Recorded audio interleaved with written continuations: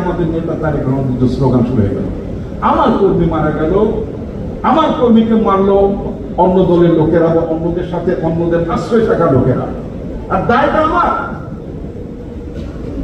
দায়টা আমার। তারেক রহমানের বিরুদ্ধে তাকে কেন টার্গেট করা হতো, তাকে কেন মেলাইন করা হতো? সামনে একটা নির্বাচন।